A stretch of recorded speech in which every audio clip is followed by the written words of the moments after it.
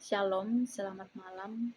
Perkenalkan nama saya Lucianti Tanglayu dengan NIRIM 1020230255. Baik, di sini saya akan menjelaskan mengenai tes uraian pada mata kuliah evaluasi pembelajaran pendidikan agama Kristen.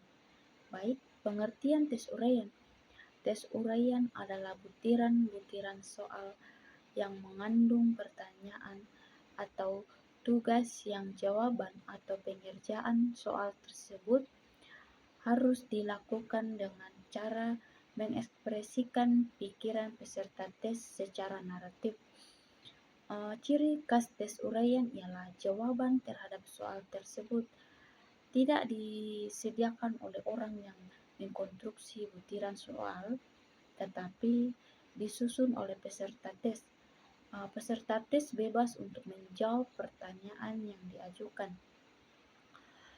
Setiap peserta tes dapat memilih, menghubungkan, dan atau menyampaikan gagasan dengan kata-katanya sendiri. Soal uraian ialah soal yang jawabannya menuntut peserta tes untuk mengorganisasikan gagasan atau hal-hal yang telah dipelajarinya dengan cepat. Mengemukakan gagasan atau pokok pikiran tersebut dalam bentuk tulisan. Tes uraian atau esai ini mengacu pada tes yang jawabannya berupa suatu esai atau suatu uraian dalam berbagai gaya penulisan seperti deskriptif, argumentatif, dan sesuai dengan permasalahan yang menjadi pokok bahasan. Bentuk tes uraian. Pertama, kita akan melihat cara mengkonstruksi masing-masing jenis tes. Yang pertama, tes uraian atau esai. Untuk tes uraian, tentukan topik yang relevan, misalnya jelaskan dampak teknologi terhadap pendidikan. Pastikan jelas dan sesuai dengan materi yang diajarkan. Yang kedua, tes isian. Pada tes isian, buat kalimat dengan bagian yang kosong.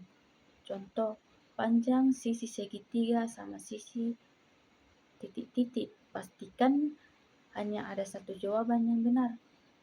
Yang ketiga, tes melengkapi. Untuk tes melengkapi, buat kalimat yang memerlukan tambahan informasi. Misalnya, salah satu ciri hewan mamalia titik-titik. Yang ketiga, tes benar salah. Untuk tes benar salah, buat pertanyaan yang dapat dinyatakan benar atau salah. Contoh, merah adalah warna primer. Benar. Tes menjodohkan. Untuk tes menjodohkan, siapkan 2 kolom seperti kolom negara dan ibu kotanya. Misalnya, menjodohkan Jakarta dengan Indonesia. Sekarang mari kita bahas syarat-syarat dalam mengkonstruksi tes. Yang pertama, kevalidan. Tes harus mengukur apa yang harus diukur. Yang kedua, keterbacaan. Pertanyaan harus jelas dan mudah dipahami. Yang ketiga, keterukuran. Jawaban harus dapat dinilai dengan kriteria yang objektif. Yang keempat, relevansi. Tes harus sesuai dengan tujuan pembelajaran. Yang kelima, variasi. Gunakan berbagai jenis pertanyaan untuk mengukur kompetensi yang berbeda.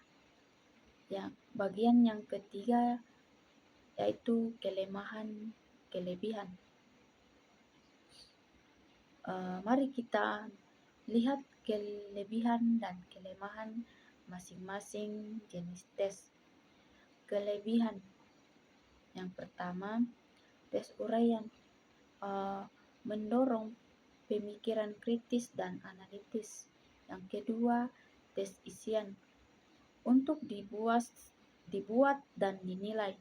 Yang ketiga, tes benar salah cepat dalam penilaian. Yang keempat, tes menjodohkan. Menarik dan dapat memuji pemahaman secara menyeluruh. Kelemahan untuk tes uraian adalah dapat subjektif dalam penilaian dan memakan waktu. Tes isian tidak mengukur pemahaman secara mendalam. Yang ketiga, tes benar salah hanya menguji ingatan. Yang keempat, tes menjodohkan. Bisa membingungkan jika tidak seimbang. Nah, itu dia cara mengkonstruksi berbagai jenis tes, syarat-syaratnya, serta kelebihan dan kelemahannya. Sekian dari saya, selamat malam, kure semangat.